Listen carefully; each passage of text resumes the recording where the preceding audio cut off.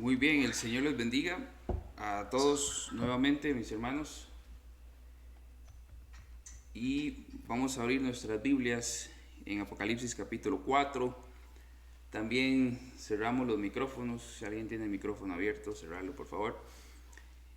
Y estando ahí listos, mis hermanos, en el capítulo 4 vamos a prepararnos para leer la palabra de Dios, ¿sí? Y dice así el capítulo 4. Después de esto miré y vi una puerta abierta en el cielo. Y la primera voz que yo había oído como sonido de trompeta que hablaba conmigo decía: sube acá y te mostraré las cosas que deben suceder después de estas.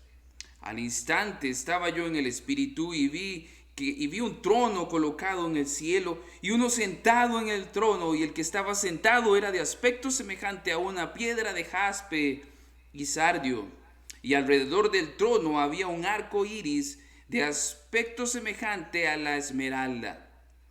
Y alrededor del trono había 24 tronos, y sentados en los tronos 24 ancianos, vestidos de vestiduras blancas, con coronas de oro en la cabeza. Del trono salían relámpagos, voces y truenos, y delante del trono había 7 lámparas de fuego ardiendo, que son los 7 espíritus de Dios. Delante del trono había como un mar transparente, semejante al cristal, y en medio del trono y alrededor del trono 4 seres vivientes llenos de ojos por delante y por detrás. El primer ser viviente era semejante a un león. El segundo ser era semejante a un becerro, y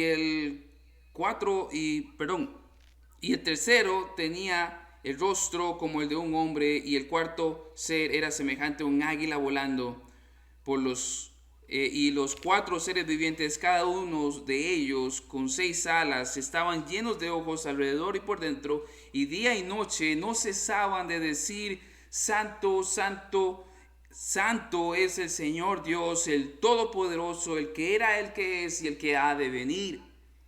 Cada vez que los seres vivientes dan gloria, honor y acción de gracias al que está sentado en el trono y al que vive por los siglos de los siglos, los 24 ancianos se postran delante del que está sentado en el trono y adoran al que vive por los siglos de los siglos, y echan sus coronas delante del trono diciendo: digno eres, Señor y Dios nuestro, de recibir la gloria y el honor y el poder, porque tú creaste todas las cosas, y por tu voluntad existen y fueron creadas.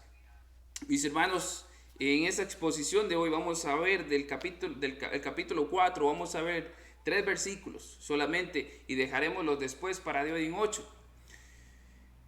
Ya que, como comentaba con el hermano Ricardo, hay mucho que extraer de y dicho sea de paso, si notan una palabra que se repite bastantes veces, yo sé que la notaron, es la palabra trono.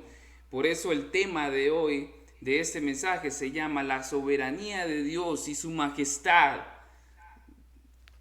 ¿verdad? Mis hermanos, Richard Phillips, un comentarista, comenta que el capítulo 4 es uno de los capítulos más hermosos de la Biblia, ya que es la visión que más nos arroja luz de la gloria de Dios que reina desde el cielo. Este capítulo y lo que nos revela, mis hermanos, es lo más cerca de ver el cielo desde este lado del cielo, desde este mundo. Este capítulo lo que más nos acerca a ver lo que está allá en el cielo, la gloria de Dios. Este capítulo nos ayuda a que con nuestros ojos podamos leer estas líneas, y a la vez con nuestra imaginación tratar de vislumbrar lo que el apóstol Juan está observando.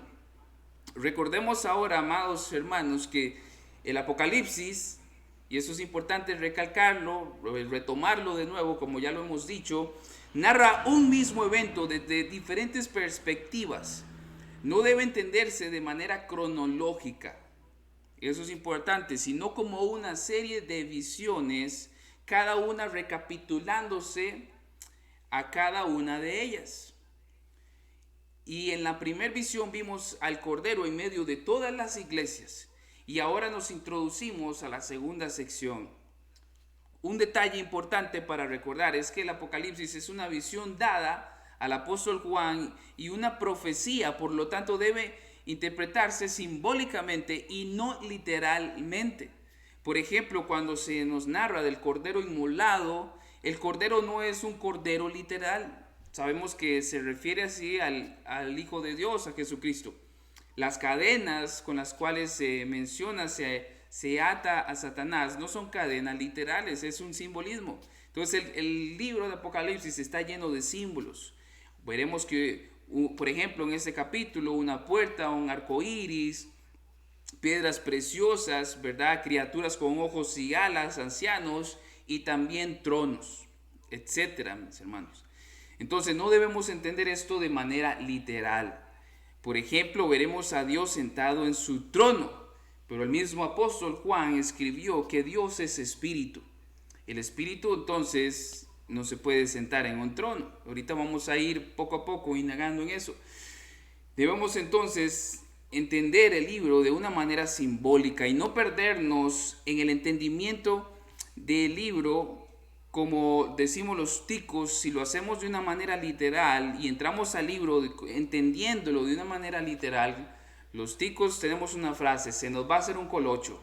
Eso será un enredo, ¿verdad? Sin embargo, si nos introducimos en el libro viendo estas imágenes como simbólicas, poco a poco veremos que todo tiene sentido, especialmente porque la escritura se interpreta a ella misma.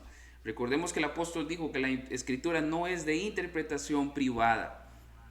También vale la pena recalcar que debemos ver los capítulos 4 y 5 como una sola unidad. Muy bien, y ver la idea principal que Dios nos quiere dar a entender: que Él, soberano y gobierna todas las cosas. Él es el soberano y el que gobierna absolutamente toda la creación, y Él es majestuoso y nada escapa de su dominio, mis hermanos. Nada escapa de su dominio.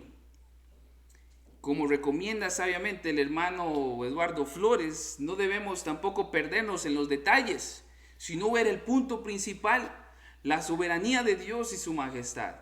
Porque como vemos, y nos vamos a entrar ahora a este hermoso capítulo, hay muchos detalles que llaman la atención, pero no nos perdamos en ellos. Veamos siempre el punto central, y es que Dios es soberano, majestuoso, reinará, reinó y reinará por los siglos de los siglos. Él está en control. Entonces, sin más preámbulo, adentrémonos en este hermoso capítulo 4 del maravilloso libro del Apocalipsis. Por lo tanto, hoy solo tendré un encabezado, mis hermanos, y es el siguiente: el trono y el que está sentado en el trono. Y leemos en el capítulo 4, el verso primero dice: después de esto, vi una puerta abierta en el cielo, y la primera voz que yo había oído, como sonido de trompeta que hablaba conmigo, decía: sube acá y te mostraré las cosas que deben suceder después de estas. Juan comienza el capítulo 4 diciendo que después de esto yo miré, ¿verdad? Ahora preguntémonos algo: ¿después de qué? Bueno, después de haber recibido la visión del Cordero que vimos en el capítulo 1, ¿verdad? Como Juan, de hecho, de la misma forma simbólica, ve a Jesús y lo describe con aquellas imágenes que ya vimos, ¿verdad? Sus ojos de fuego, con las iglesias en su mano derecha, etc. Entonces también después de haber dado ya sus mensajes o haber escrito lo que Jesús le estaba dictando acerca de la situación de las iglesias, ¿verdad? Como ya lo hemos estudiado. La primera vez que Juan entonces se vuelve a ver, vio como primera imagen los 7 candeleros de oro que, como dijimos, representaban las iglesias en Asia Menor. La primera vez que él escucha la voz de Jesús en el capítulo 1, lo primero que ve es esa imagen, las 7 candeleros de oro, ¿verdad? Que simbolizaban las 7 iglesias de Asia Menor, y en medio de los candeleros, luego Juan procedió a describir a Jesús en su gloria. Ahora, en este capítulo 4, lo primero que observa es una puerta abierta. Dicho sea de paso, comenzamos a leer y a estudiar cosas que eran de suma importancia para las iglesias de Asia y de Asia Menor que acabamos de estudiar. Esas iglesias con áreas que debían reformar, esas iglesias con áreas deficientes, iglesias perseguidas, iglesias pobres, iglesias que estaban en un mundo hostil y perverso, necesitaban escuchar y recordar que Dios está en su trono, gobierna soberanamente todo lo que ocurre debajo del sol y sobre el sol. Él gobierna todo. Entonces no debemos perder la perspectiva de que este mensaje que empieza ahora Juan a recibir, esta visión, era necesaria para las iglesias de Asia Menor. Todas las exhortaciones y las palabras de ánimo vienen a ser ahora reforzadas con lo que viene. Ellos eran principalmente los principales receptores de ese mensaje, eran los que más necesitaban escuchar ese mensaje en ese tiempo. Y obviamente todas las iglesias en todos los tiempos necesitamos también estos mensajes, estas revelaciones, estas visiones que nos va a dar el apóstol Juan.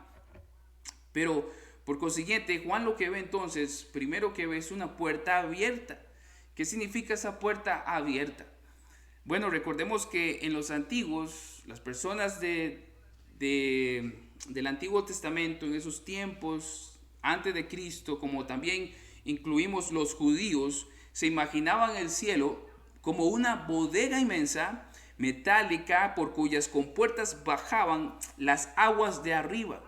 De ahí el sentido, por ejemplo, del Salmo 144:5. Oh Jehová, inclina tus cielos y desciende. Inclina tus cielos y desciende. Es como una puerta que se abre, mis hermanos, pero tal vez usted se imagina esta puerta como una puerta moderna, como las que tenemos nosotros, ¿verdad? Que tiene su manilleta y usted abre, ya sea para adentro o para afuera. Pero esta puerta, probablemente para ellos, era una puerta que se abría, de arriba hacia abajo, como que caía, ¿ya? Y ellos tenían en mente entonces esa puerta. Entonces, una vez más, vemos soberanía de Dios, porque la puerta está abierta. Si Dios hubiese querido, no abre ninguna puerta.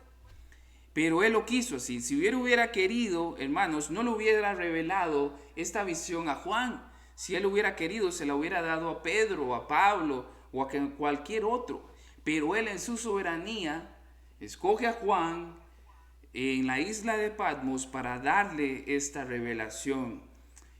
De hecho, también como lo hizo en este sentido con el profeta Ezequiel capítulo 1, verso 1, dice así: sucedió que en el año 30, al 5.º día del 4.º mes, estando yo entre los desterrados junto al río Quebar, los cielos se abrieron y vi visiones de Dios. Los profetas estaban familiarizados entonces con ver una puerta abierta o los cielos abiertos para ver visiones de parte del soberano Dios. Entonces Juan no solo ve una puerta abierta, sino que también escucha una voz. ¿De quién era esa voz? Era del mismo Jesús, el mismo Jesús que se presentó en el capítulo 1 y que también Juan lo describió con voz de trompeta. Ahora, ¿por qué Juan describe el sonido de su voz? Como dijimos cuando estudiamos esta voz, habíamos dicho que es un sonido retumbante, o sea, de una autoridad total. De hecho, Jesús no le dice a Juan, ¿quieres venir aquí arriba? Que no, le dice, sube, y al instante él estaba arriba, ¿verdad? Habíamos dicho que era un sonido como el de las olas del mar rompiéndose en esos arrecifes de la isla de Patmos. Estas voces o sonidos indican que lo que sigue es algo solemne, como siempre, algo solemne de parte de Dios, y debe entonces prestársele muchísima atención, mis hermanos. Y en lo que hemos visto, ¿verdad?, del estudio del Apocalipsis, mis hermanos, este capítulo 4 y lo que vamos a empezar o ya empezamos a estudiar, pero esto que viene, hermanos, puede cambiar la forma en que vemos nuestra vida de aquí en adelante. Si usted no ha meditado en este capítulo 4, la idea es que podamos descansar en quién está en control, en este soberano Dios. ¿Por qué le dice sube acá? ¿Dónde está entonces ubicado Juan? Bueno, un verdadero entendimiento de la historia y de todas las cosas solo se puede lograr desde las alturas del trono de Dios, del cielo, o sea, desde la perspectiva celestial. Y por eso le dice, sube acá. O sea, lo que vas a ver solo lo puedes entender o escribir para los destinatarios si estás aquí arriba, ¿verdad? Desde la perspectiva celestial. Entonces a Dios en su soberanía le place revelar a sus siervos lo que Él quiere. De hecho, el profeta Amós en el capítulo 3, verso 7, él dice lo siguiente: ciertamente el Señor Dios no hace nada sin revelar su secreto a sus siervos, los profetas. Bueno, Dios soberanamente le dice a Juan, ven acá, sube aquí arriba, porque desde esta perspectiva celestial vas a poder ver lo que yo quiero que escuchen las iglesias de Asia Menor, lo que yo quiero que ellos comprendan, refuercen, porque esto les va a consolar, va a solidificar su fe, los va a arraigar en la fe de Jesucristo y van a poder salir adelante independientemente de las pruebas, independientemente de las persecuciones, independientemente de lo que este mundo hostil bajo el gobierno satánico, entre comillas gobierno satánico, les pueda causar. Ustedes deben saber que el gobierno de Dios está por encima de cualquier otro gobierno. Entonces, ¿qué es entonces lo que Juan ve? ¿Qué es lo que Juan vio? Dice el verso 2. Al instante estaba yo en el espíritu y vi un trono colocado en el cielo y uno sentado en el trono.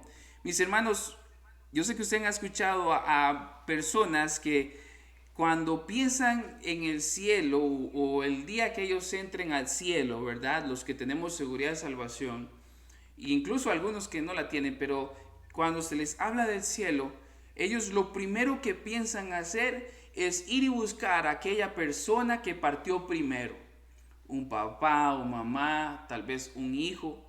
Incluso algunos aman tanto los perros, ¿verdad? Y a las vacas y a las gallinas, que yo creo que lo primero que quieren ir a ver es si están sus vacas o gallinas y sus perros en el cielo, ¿verdad? Pero notemos que Juan entra en el cielo en esa visión e inmediatamente en el espíritu está en ese lugar y él no se pone a buscar a Pedro, él no se pone a buscar a Juan, él no se pone a buscar a Esteban que murió apedrado, tal vez a Moisés, a Elías y a los profetas del Antiguo Testamento, a Juan el Bautista. Él no hace eso. Él inmediatamente queda deslumbrado y dirige toda su atención al centro del cielo y lo primero que ve es ese trono y a alguien sentado en ese trono. Mis hermanos, algunos piensan incluso de manera jocosa, yo si me muero, lo primero que voy a hacer es ir a buscar a Adán y a Eva y a reclamarles por qué hicieron eso. Mis hermanos, yo creo que se nos tiene que quitar de la idea eso. Yo creo que ni en broma debemos decir tales cosas. Porque si vamos a pasar por este capítulo y debemos entender que una vez que pasemos de esta dimensión a la siguiente dimensión, lo primero que vamos a hacer es maravillarnos y caer a los pies de aquel que está sentado en el trono. Lo primero que vamos a querer ver es aquello que vio Juan y verlo con nuestros propios ojos, aquello que a Juan, incluso a Juan, le va a costar describir porque es indescriptible, es indescriptible. Mis hermanos, esa es mi expectativa, que si pasamos por este capítulo realmente cambiemos y admiremos desde ya la indescriptible majestad de Dios y su cielo y lo que nos espera a nosotros, ¿verdad? Los que hemos sido comprados por la sangre del Cordero. Ahora debemos preguntarnos, ¿existe entonces un trono real en el cielo? Como dijimos, Dios es espíritu, por tanto el trono es simbólico. Juan entonces usa el trono para darnos a entender, como siempre mis hermanos, que los reyes se sientan en sus tronos, de ahí gobiernan, de ahí ejecutan leyes, de ahí ejercen su poder judicial, su poder legislativo, su poder ejecutivo, etcétera.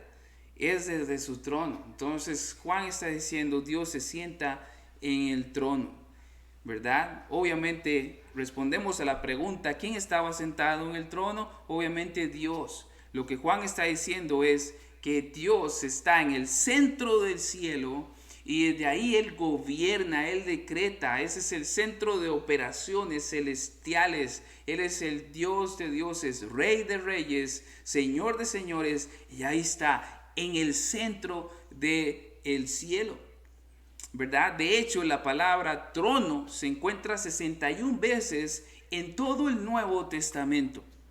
De ellas, en el libro del Apocalipsis aparecen 46 veces.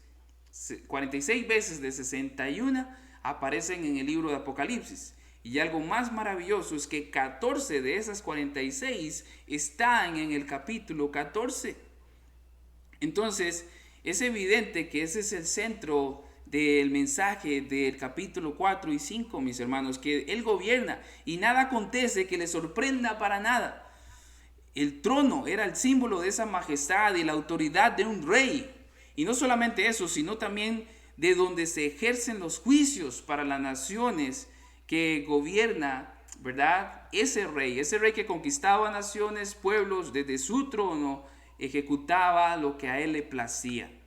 Así es Dios, desde su trono celestial, desde esa posición céntrica en el cielo, desde ahí Él opera, desde ahí Él decreta o decretó desde la eternidad pasada todo lo que Él quiso, todo lo que le place, desde ahí gobierna. El centro del cielo, en el centro del cielo está Él gobernando.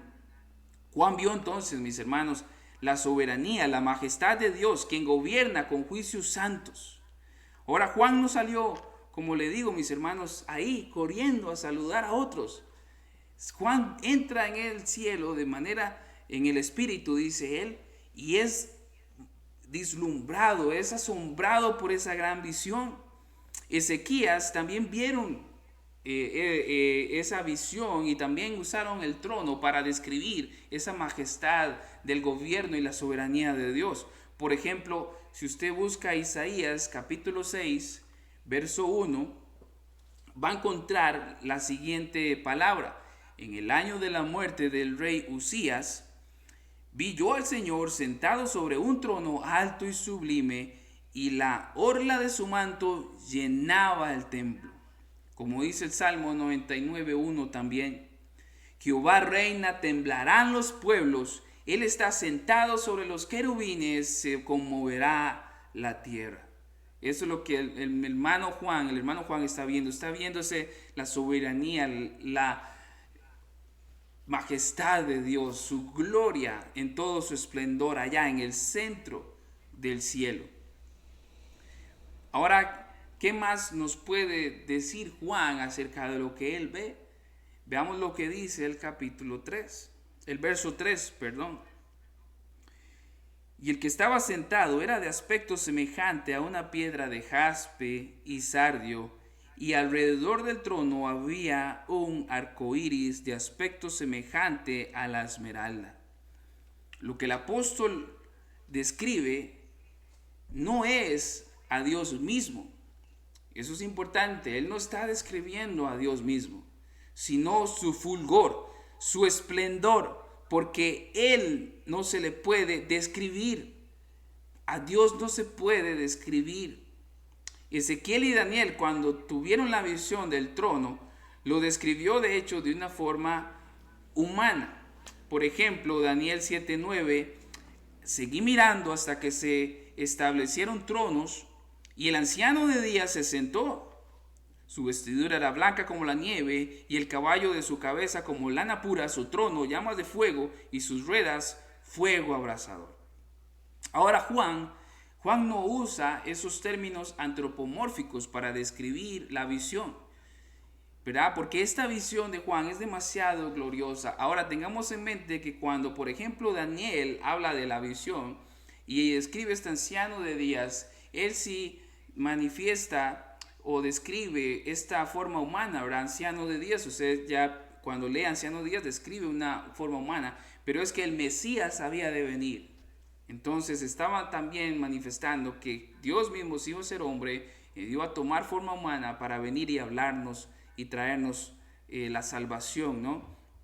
Pero Juan opta, mis hermanos, por no usar estos términos antropomórficos, sino que más bien, como decía un comentarista, Juan no sabe cómo expresar y manifestar y escribir lo que está viendo y lo que le parece más hermoso para que nosotros poder entender lo que él está viendo. Él entonces se sirve de piedras, ¿verdad? Como la piedra de jaspe, porque dice que en el verso 3, el que estaba sentado era de aspecto semejante a una piedra de jaspe y sardio. Mis hermanos, el jaspe, que aquí se menciona en primer lugar, es una piedra preciosa, translúcida, de dureza diamantina, como el cristal de roca, es decir, transparente. Y eso, mis hermanos, es un símbolo de la santidad, como dice Matthew Henry, también de la omnisciencia. El jaspe es una piedra dura hasta el extremo de quebrar todas las resistencias, y parecido a esto, al fuego consumidor. El jaspe, como dijimos, es una piedra translúcida, es una piedra hermosa que la luz la manifiesta, ¿verdad? Recordemos que Santiago, sin más no me equivoco, habla de Dios como el Padre de las luces, ¿verdad? Aquella, como le escribió el apóstol Pablo a uno de sus discípulos, donde está aquella luz inmarcesible, ¿verdad? El Dios es luz y no hay tinieblas en él. Como dice Apocalipsis también 21:9, y tenía gloria de Dios, su fulgor, hablando de la Nueva Jerusalén, era semejante al de una piedra muy preciosa, como una piedra de jaspe cristalino. Así era, eso era lo que el apóstol Juan está viendo, esa magnificencia de Dios, esa majestad, ese brillo hermoso, ¿verdad? Y él lo compara con esta piedra de jaspe. Entonces Juan está usando estos símbolos para describir esa hermosura de la santidad de Dios. Nuestro Dios es 3 veces santo, como lo están cantando y lo veremos la otra semana, ¿verdad? Que en el verso 8, donde aquellos seres, ¿verdad?, están cantando de día y de noche y no paran de decir: santo, santo, santo es el Señor, el Todopoderoso, el que era, el que es y el que ha de venir. Ahora, mis hermanos, por otro lado, Juan no solo habla del jaspe, sino también del sardio, o también llamado cornalina. La piedra sárdica o cornalina es roja, símbolo aquí de la ira santa de Dios en el juicio que se prepara contra los rebeldes, contra los impíos, contra aquellos que rechazan la salvación gratuita que ofrece Dios, ¿verdad?, en aquel llamamiento general que le hace a la humanidad. Juan está sirviéndose, mis hermanos, de estas piedras hermosas para describir la hermosura de Dios y su gloria, mis hermanos, que refleja entonces así su carácter. Juan no hace énfasis en describir entonces, como lo hizo Ezequiel, Isaías, Daniel, la forma física de Dios, sino sus cualidades infinitas y majestuosas de Él. Juan usa cosas terrenales para describir lo celestial, pero siempre entendiendo que estas comparaciones se quedan cortas ante la majestuosidad de la visión. Mis hermanos, es que no hay nada de lo creado que pueda describir al Creador. Absolutamente nada, a pesar de las hermosas cosas que podamos encontrar debajo del sol o por encima del sol, no puede existir nada, absolutamente nada, que pueda describir realmente al Creador. Su gloria, su majestad, su belleza, su esplendor es simplemente indescriptible. Juan, sin embargo, nos dejó estas cosas materiales para poder nosotros tener una idea de eso que está pasando en el centro del universo, en el centro del cielo. Ezequiel también le sirvió de piedras preciosas, o se sirvió de piedras preciosas para describir la visión gloriosa del cielo, porque Ezequiel decía: es que no hay nada para describir a Dios. Pero para que me entiendan, voy a usar de ejemplo estas piedras preciosas. Si usted va conmigo a Ezequiel capítulo 1, versos 26 al 28, Puedes ir conmigo, Ezequiel, capítulo 1, del versos 26 al 28.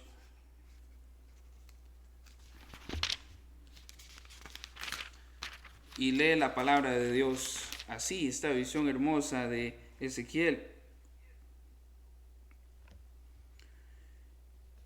Y sobre el firmamento que estaba por encima de sus cabezas había algo semejante a un trono, de aspecto como de piedra de zafiro, y en los que se asemejaba a un trono sobre él, en lo más alto había una figura con apariencia de hombre.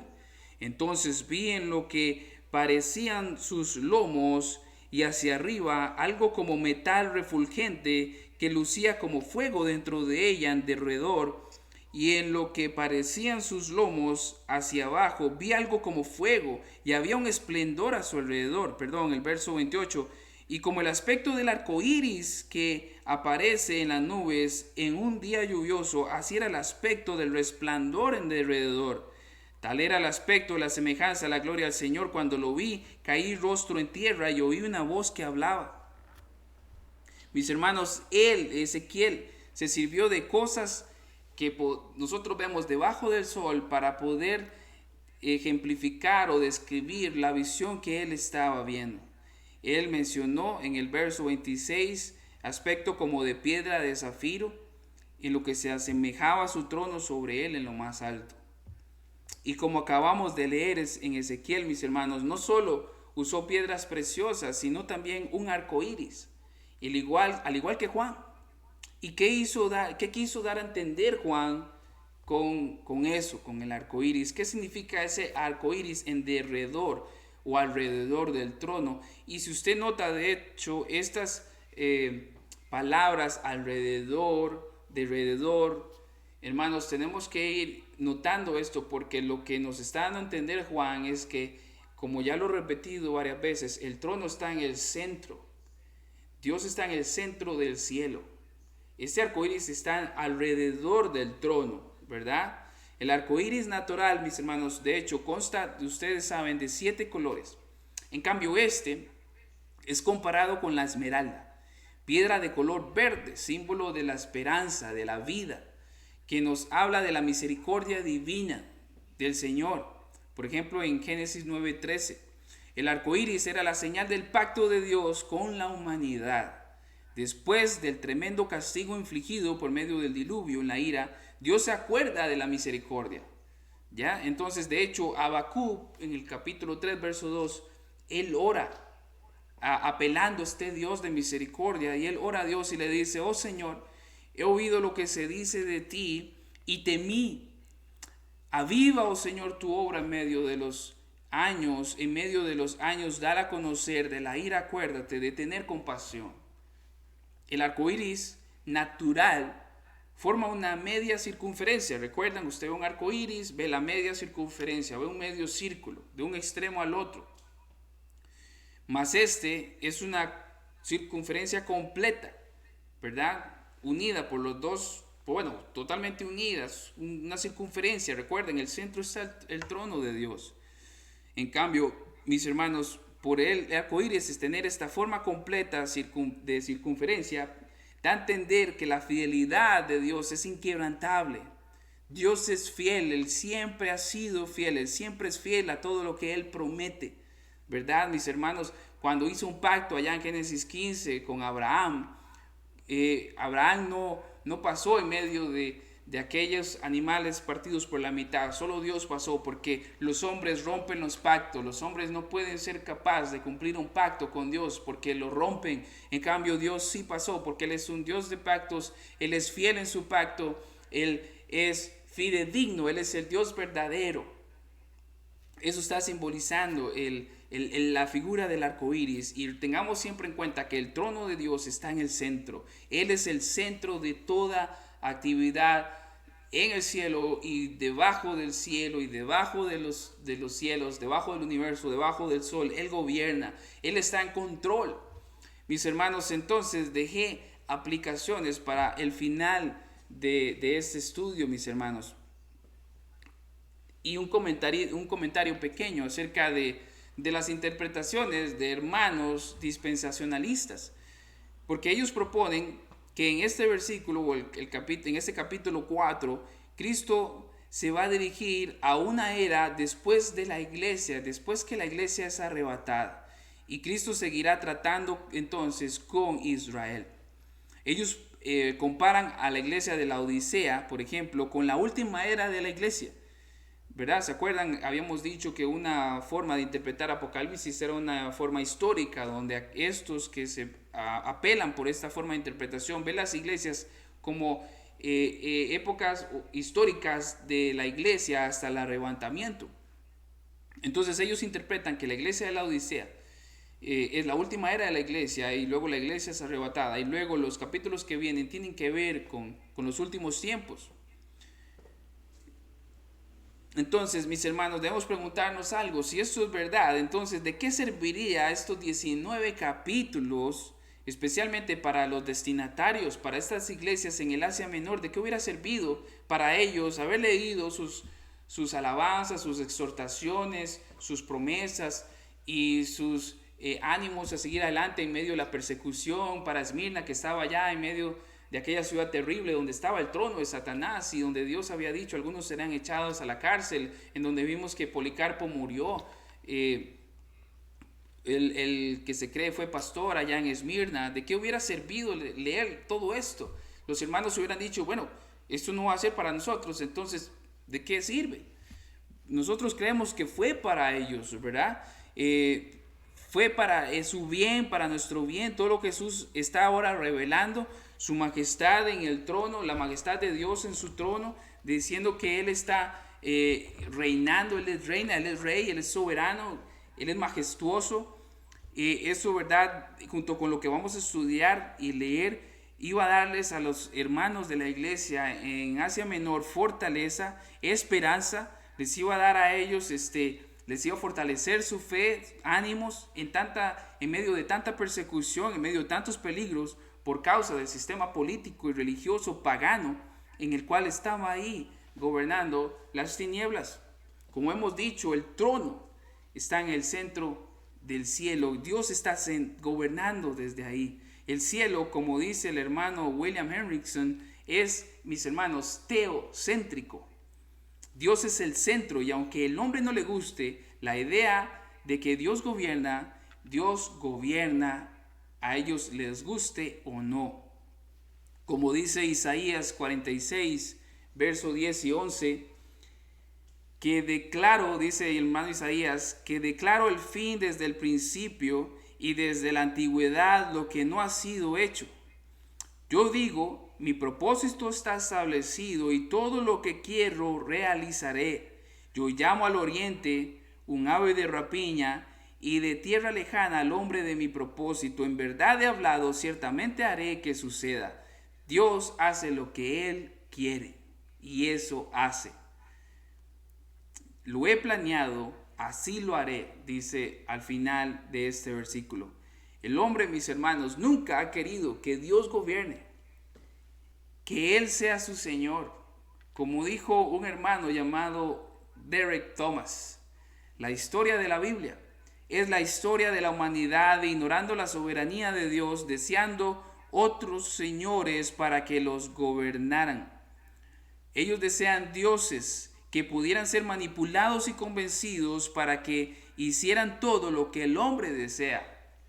Ese es el Dios que quiere el hombre, pero no un Dios santo, 3 veces santo, que gobierna desde el cielo, que es Dios, Señor, Rey de reyes, Señor de señores.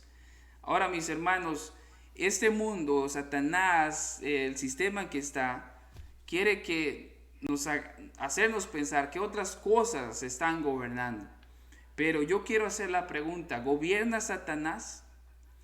¿Gobierna la OMS? ¿Gobierna la ONU? ¿Gobierna el César?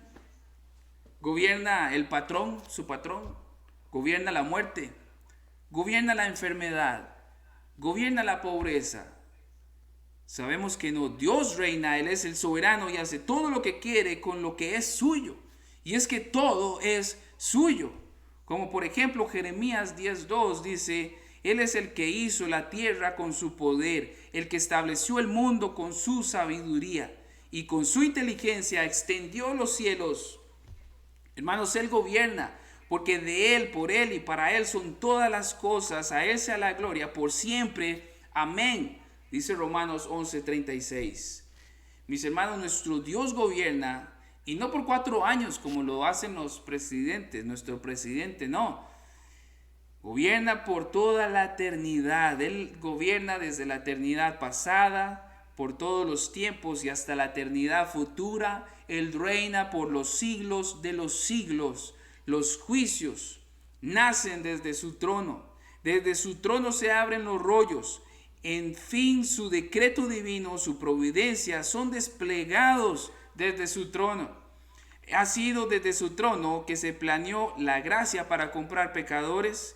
Desde ahí se planificó, valga la redundancia, el plan magnífico de salvar a un pueblo para sí. Desde ese trono, la Trinidad acordó mandar a Cristo para que viviera una vida pura y santa, para que esta vida fuese imputada a la cuenta de la iglesia y los pecados de la iglesia fuesen imputados en Cristo, castigados en Cristo, para nosotros recibir perdón de nuestros pecados. Desde ese trono majestuoso se planificó que Cristo fuese resucitado al tercer día y volviese al trono para ahora ser el intercesor entre Dios y los hombres. Desde ese trono, Dios en la eternidad pasada decretó cuando usted iba a nacer, cuando usted y yo vamos a morir. Nadie puede añadir ni un minuto más ni un minuto menos al día de nuestra muerte, de nuestra hermosa muerte. Hablando de hecho de esa planificación que se dio en la eternidad pasada, Pedro habla en Hechos 2, capítulo 30-31, diciendo lo siguiente, hablando de Jesús: pero siendo profeta y sabiendo que con juramento Dios le había jurado que de su descendencia en cuanto a la carne, hablando de David, levantaría al Cristo para que se sentase en su trono, viéndolo antes, habló de la resurrección de Cristo, que su alma no fue dejada en el Hades, ni su carne vio corrupción. Mis hermanos, Dios está en su trono y que está llevando a cabo todos sus propósitos en la historia. Él escribió ya la historia de la humanidad y nada va a ser alterada. Así como el cristiano debe creer firmemente que todas las cosas ayudan a bien en su vida, aun cuando las apariencias indiquen lo contrario, del mismo modo debe creer que la historia se mueve hacia la meta de Dios. Todo lo que está aconteciendo hoy en el día, en el mundo entero, todas las cosas que estamos viendo, todo se mueve hacia la meta de Dios. Todos los sucesos mundiales, aunque parezcan que ir en contra de la voluntad de Dios, al final de cuentas todo sucede porque está dentro de un plan soberano que Dios ha decretado en la eternidad. El saber que Dios está en el trono nos permite estar en la perspectiva correcta. Cuando estamos en persecución, cuando estemos en la aflicción, en escasez, en la pobreza, en la calamidad, hermanos, y es que esto era lo que se le está comunicando a las iglesias de Asia Menor. No debían perder esa perspectiva. La iglesia de Esmirna, que era indigente, que iban a pasar pruebas todavía mayores, que Dios les está diciendo: oigan, no olviden, yo soy en control, yo soy en el trono. Todo lo que está pasando para ustedes será para bien, porque estoy formando a Cristo en ustedes y yo he decretado que sea así como Cristo se va a moldear en ustedes. Entonces, mis hermanos, para usted y para mí, todo lo que acontezca, sea positivo, sea negativo, entre comillas, sea que estemos pasando por tiempos de abundancia, tiempos de no tanta abundancia, tiempos de desempleo, tiempos de empleo, tiempos de hospital, tiempos de recuperación, tiempos de lo que sea, Dios está en control y Él está formando a Cristo en nosotros porque Él está en el trono gobernando soberanamente. Él está en su trono, Él siempre ha estado en el trono, Él siempre ha estado en total control. Su soberana voluntad decretada se ejerce desde ahí, desde el trono. Desde el trono se originaron, como escribe Berkhoff en su teología sistemática, dice: la creación y la preservación, el gobierno, la elección y la reprobación, los sufrimientos de Cristo, la regeneración, la justificación, la vida del hombre y su fin, y hasta las cosas más pequeñas de la vida. La voluntad de Dios es la causa última de todas las cosas. Hendrickson también, hablando del capítulo 4, escribe lo siguiente: el propósito de esta visión es el de enseñarnos por medio de un hermoso simbolismo que todas las cosas son gobernadas por el que está sentado en el trono. Todas las cosas deben incluir nuestras pruebas y tribulaciones. Esta es la lección.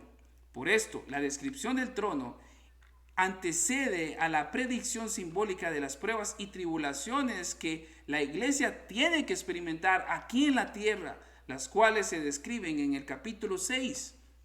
En otras palabras, el hermano Hendrickson está discerniendo que para todas las tribulaciones que vamos a empezar a estudiar, que ya de hecho le hemos estudiado, cómo la iglesia en Asia Menor estaba en tribulación, como de hecho en nuestro contexto histórico muchas iglesias están en tribulación allá al otro lado del planeta, allá en Oriente, y como nosotros posiblemente, como pintan los tiempos, entraríamos también en ciertas persecuciones. Debemos entonces estar persuadidos y no perder la perspectiva de que nuestro Dios está sentado en su trono, Él gobierna sobre todas las cosas, Él es Rey, Rey de reyes, Señor de señores, Él gobierna, Él está en control. Mis hermanos, y es que recordemos lo que pasó en el Edén. Adán y Eva cayeron en pecado y a partir de ese momento el ser humano perdió la perspectiva. Desde ahí el ser humano ha nacido ya rebelde contra la voluntad de Dios y no quiere que Dios se enseñoree de él. Eso es lo que vemos hoy en el mundo, y muchas veces el mundo nos está inyectando de ese pensamiento satánico de que no queremos que Dios gobierne. Queremos ver la Biblia a la manera nuestra. No queremos entrar a la Biblia de manera que el Dios soberano ya la estableció y ella se interpreta ella misma, y yo debo acomodar mis sentimientos, mis emociones a lo que ella dice y no lo que yo quiero que ella diga. Él es soberano, Él decretó las cosas. Hermanos, y a Él debemos entonces darle gloria y honra por absolutamente todo lo que acontece en nuestra vida. Porque como dice Berkhoff, aún las cosas mínimas que acontecen en la vida están bajo su dominio, bajo su autoridad. Nada pasa sin el permiso de Dios. Aún el mismo diablo, como alguien dijo, el diablo es el diablo de Dios.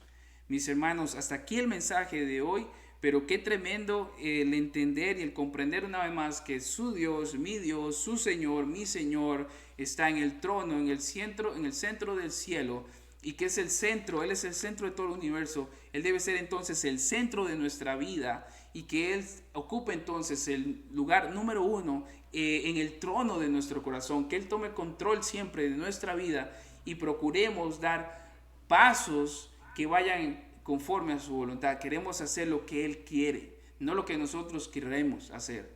Queremos ser gobernados conforme a su palabra, que su palabra nos siga gobernando, que Él siga cumpliendo sus propósitos en nosotros, y que podamos entender que no importa lo que pase en nuestra vida, Él está en control, Él sigue en su trono, Él sigue en su trono, y Él siempre estará en su trono gobernando todas las cosas, y todo se cumplirá. Mis palabras no pasarán, el cielo y la tierra pasará, pero mis palabras no pasarán, dijo Jesucristo. Vamos así entonces a orar. Mi Dios y Padre amado, yo te doy gracias porque tú eres santo y 3 veces santo, eres digno de toda alabanza, digno de toda adoración y exaltación.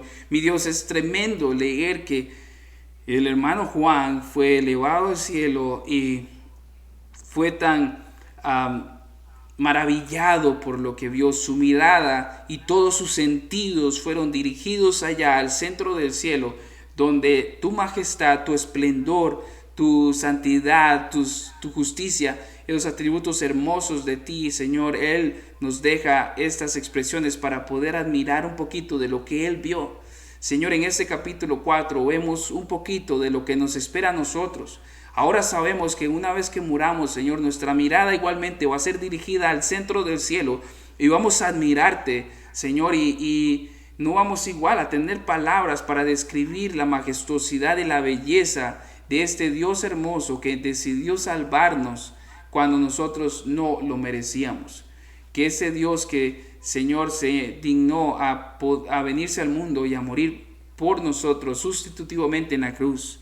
Señor, cantaremos como esos seres en el cielo: santo, santo, santo es el Señor Dios, el Todopoderoso, el que era, el que es y el que ha de venir. Cantaremos por siempre que tú eres digno, que tú eres el Señor y Dios, digno de recibir la gloria, el honor y el poder, porque tú creaste todas las cosas y por tu voluntad existen y fueron creadas.